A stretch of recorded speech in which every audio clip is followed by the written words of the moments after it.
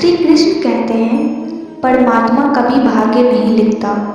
जीवन के हर एक कदम पर हमारी सोच, व्यवहार और हमारे कर्म ही हमारा भाग्य लिखते हैं। मनुष्य अपने भाग्य का निर्माण स्वयं कर सकता है। आवश्यकता है उसे कर्म करने की। हम जिस राह में बढ़ रहे हैं और उस राह में जाना हमने निश्चित कर लिया है, तो किसी की मजाल नहीं कि वह हमें रोक सके। दृढ़ इच्छा शक्ति, धैर्य और संकल्प के साथ आवश्यकता है आगे बढ़ने की। हमें कलेक्टर बनना है, डॉक्टर बनना है या अच्छे पद प्राप्त करना है, लेकिन कलेक्टर बनने के लिए, डॉक्टर बनने के लिए कर्म करना पड़ेगा। और कर्म है पढ़ना पड़ेगा, ज्ञान का अर्जन करना पड़ेगा। केवल भाग्य के सहारे ही नहीं बैठना है, कर्म के द्वारा भाग्य बदला जा सकता है। आवश्यकता है सही दिशा में कर्म करने का। हम जैसा कर्म करेंगे उसका फल भी हमें वैसा ही प्राप्त होगा। कर्म के द्वारा भाग्य का निर्माण किया जा सकता है और कर्म मनुष्य के हाथ में है। अच्छे कर्मों के द्वारा सही दिशा में सकारात्मक कर्म के द्वारा भाग्य बनाया जा सकता है। अपने भाग्य का स्वयं निर्माण किया जा सकता है।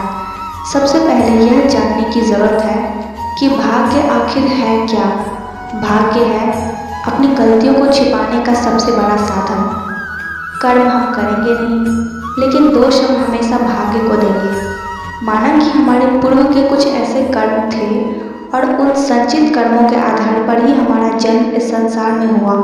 वह स्थिति चाहे अच्छी हो या बुरी हो, लेकिन ईश्वर ने हमें कर्म करने के लिए स्वतंत्र किया है। हम अच्छे कर्मों के द्वारा अपने भाग्य को बनाते हैं। हम अपने कर्म के द्वारा अपनी स्थितियों और परिस्थितियों को अनुकूल बना सकते हैं, उनको अच्छा कर सकते हैं और कर्म करने के लिए हम स्वतंत्र हैं। इसमें भाग्य कभी आड़ नहीं आता है, लेकिन हम अपनी कर्महीनता के कारण जो बुरी स्थितियां उत्पन्न होती हैं, उनका दोष भाग्य को देते हैं और दुनिया के सामने रोना रोते हैं कि हमारा भाग्य ही खराब है, इसलिए यह ऐसा नहीं हुआ। जबकि हम यह नहीं कहते, हम यह नहीं सोचते कि हमने ऐसा कर्म नहीं किया है जिससे हमारी परिस्थितियां वर्तमान में विपरीत हो गई हैं। यदि हम चाहते तो अच्छे कर्म करके उस दिशा में सकारात्मक प्रयास करके हम अपना भाग्य बदल सकते थे। भाग्य जीवन में बहुत अधिक महत्व रखता है। अक्सर हम यह देखते हैं कि बहुत से लोग काफ़ी प्रयास करने के बाद भी सफल नहीं होते हैं।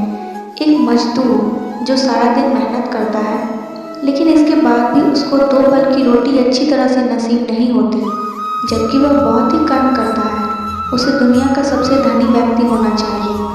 एक पुजारी मंदिर में सारा दिन पूजा पाठ करता है, अच्छे कर्म करता है, तो उसे तो दुनिया का सबसे अमीर व्यक्ति होना चाहिए ना। परंतु ऐसा नहीं होता, क्योंकि वह पूर्ण रूप से भाग्य के वशीभूत होकर बैठा रहता है।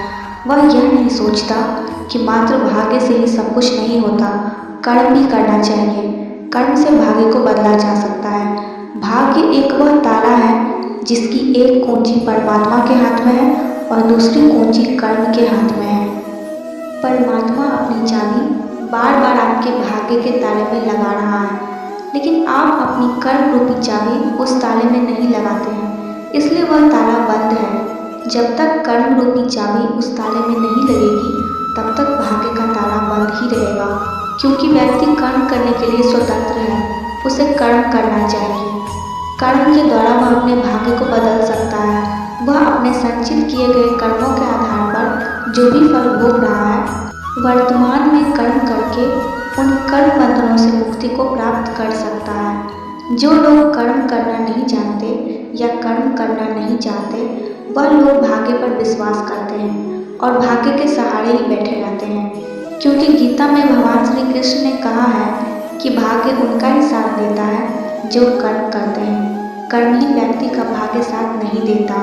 एक छोटा सा बालक जब यह कहता है कि वह बड़ा होकर अधिकारी बनेगा, तब सुनने वाला व्यक्ति उससे पूछता है कि तुम अधिकारी क्यों बनोगे?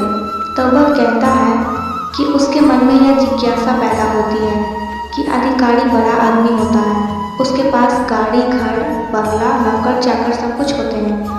और तब उस बच्चे को उत्तर मिलता है कि यदि तुम सही दिशा में सार्थक प्रयास करोगे तो तो एक ना एक दिन तो अवश्य ही उच्च अधिकारी बनोगे, क्योंकि कर्म ही हमारे बस में है और उन कर्मों का फल हमारे बस में नहीं है।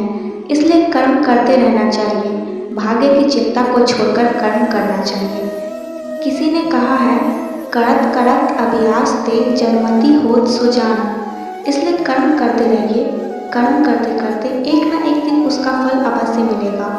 कर्म फल कोई खेल का मैदान नहीं है। जब हम खेल के मैदान में कोई खेल खेलते हैं तो उसमें एक की हार होती है और एक की जीत होती है, लेकिन कर्म एक ऐसी विधा है, कर्म करने वाले व्यक्ति की कभी हार नहीं होती, उसकी विजय सुनिश्चित है।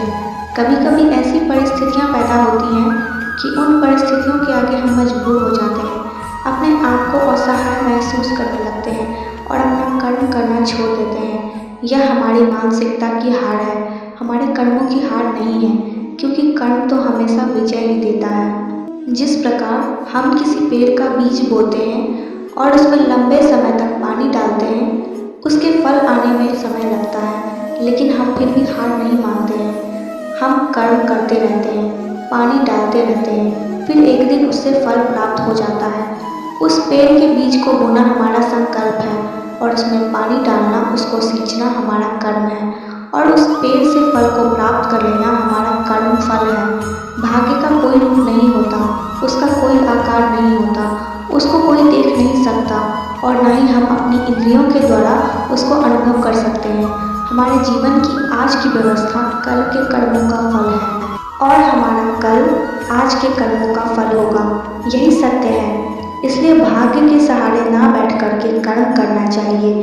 कर्म के द्वारा हम अपने भाग्य को बना सकते हैं। मनुष्य का भाग्य उसके कर्मों के आधार पर होता है। कर्म के द्वारा भाग्य बनता और बिगड़ता है और कर्म करने के लिए मनुष्य स्वतंत्र होता है। कर्म मनुष्य के हाथ में होता है। ईश्वर पर विश्वास रखिए और निरंतर कर्म करते रहिए। कर्म के द्वारा भाग्य बनता है। आप अपने कर्म से अपना भाग्य बदल सकते हैं। जय श्री कृष्ण।